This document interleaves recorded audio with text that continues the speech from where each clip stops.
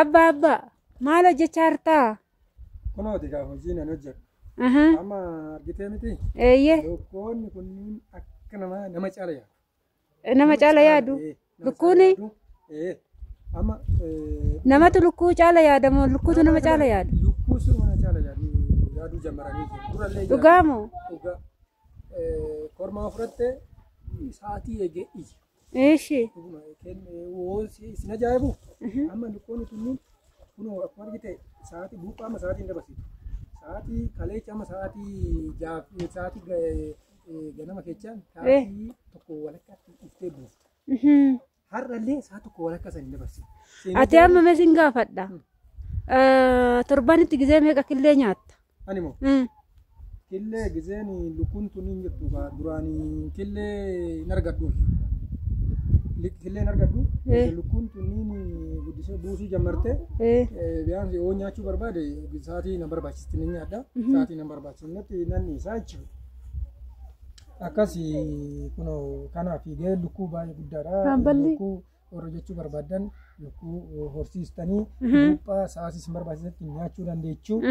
Buuphaan immoo kallattii biraatiin furdinallee fida warri furdachuuf hawwii qabdan buuphaa nyaattanii furdachuu hin dandeechuu jechuudha lukkuu horsiiftanii. Lukkuun viitaaminii maal qabdi killeen jechuudha?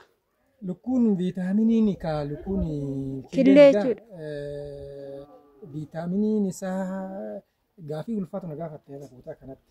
Odoo yaadinatti dhuftee gaafii ulfaatu na gaafattee.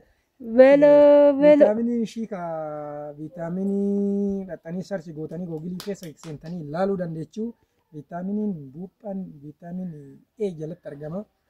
Viitaaminii E jalatti argamu buuphaan kun furdinaaf kan inni tajaajiludha jechuudha. Mee amma namoonni tokko tokko gizee hojii akkanaa hojjennan ani lukkuun hojjedhaa jedhu. Tokko tokko immoo lukkuu hojjenna jedhu. Lukkuun biyya keessatti killeedhaan nama fayyaddi moo nama kasaarsiti? Lukkuun dhuguma nama hojjetee fi sirti jijjiirama guddaa qabdi.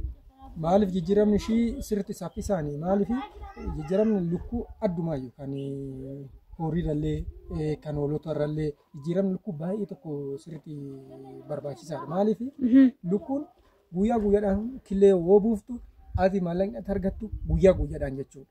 Odoo lukkuu 50 qabaattee lukkuu 50 guyyatti yoo si buuftee lukkuu 50 kana buuphaa 50 yoo gara maallaqaatti jijjiirtu dhuguma guyyatti haganan argadha maallaqa kana ji'aan immoo hagana guyyaa guyyaadhaan jechuudha maallaqni akkasii gala. Eekaa amma keessattuu jechuudha shamarran biyya Arabaa hojjetaniifis jechuudha. Mee dhaamsa lukkuu kanarratti baay'een isaanii amma maallaqa osoo qaban hojii wallaalanii maalan hojjedhaa jedhu achi taa'anii maal dhaamtamme isaan ati garuu biyya keessatti hojii garaagaraa hojjetteeti kan beekamtu. Mee warroota biyya ormaa gola madaamii keessa taa'anii osoo maallaqa argatan gaafa biyya galee maalan hojjedhaa birriin argadhu jedhanii sodaatanii galuu kan dhiisan jiru.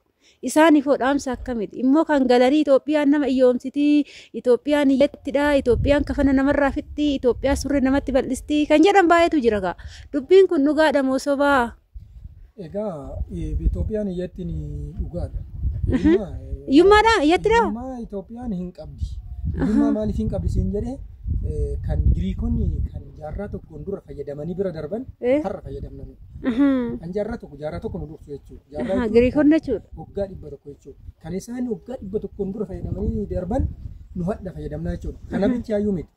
Kan guyyaa ayyaanni isaan ayyaaneffataniyyuu guyyaa 8 booda ayyaaneffannaa jechuudha. Waggaa 8 isaan ayyaaneffatanii kan bira darban waggaa isaan 8 isaanitti warra alaa kana irra deebinee akka haarawaatti bara haarawaa. Bara haarawaa ayyuumi akkamitti barri keechanii bara 2018 jedhanii arabdoonni baay'een kan dinqisiifatan jiru. Akkamitti Itoophiyaan gammaa bara 2018 jedhan bara haaraa isaanitti nagaafachaa turan jarri kun. Kanaafuu duubatti hafti jechuudha Itoophiyaan.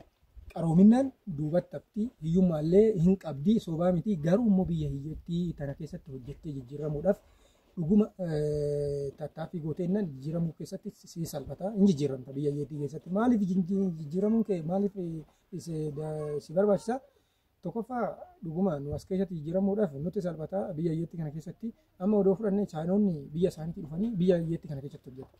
maaliif biyya iyyeetti kana keessa waan isheen hojjechuu hin dandeenye keessatti invest godhanii gaafa hojjetanii dafanii jijjiiramu biyya isaanii keessatti faafrikoonni chaayinaa keessatti sirriitti jiru amma waan hojiin guddaan biyya isaanii dhiisanii as dhufuun isaanii biyya iyyeetti kana keessa jijjiiramni waan jiruuf jechuudha. Kana ni jedhu nama moo biyyatu iyyeettidha.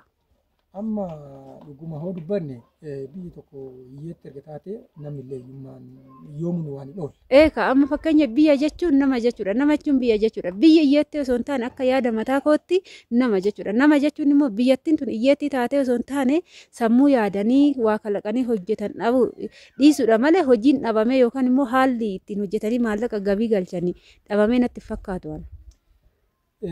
Dhugumatti yoo dubbanne biyya Itoophiyaa kana keessatti jijjiiramtee hojjette hin jijjiiramta garuu haalonni hojjettee jijjiiramuudhaan haalota baay'ee si barbaachisa. Haalota baay'ee si barbaachisa. Dhuguma jijjiirama guddaa fiduudhaaf kitaabota garaagaraallee dubbisuun nama barbaachisa. Waan guddaa irraa argatta. Jijjiiramuudhaaf waan baay'ee si barbaachisa. Iddoon jireenya keetii mijataa ta'uu qaba. Namoonni ati wajjin ooltu namoota gaggaarii ta'uu qabu. Hiriyyaan jechuudha. Iddoo jireenya abbaatu mijeeffata natti fakkaata. Iddoon jijjiiramuudhaaf daftee jijjiiramuudhaaf iddoon jireenya keetillee mijataa ta'uu qaba.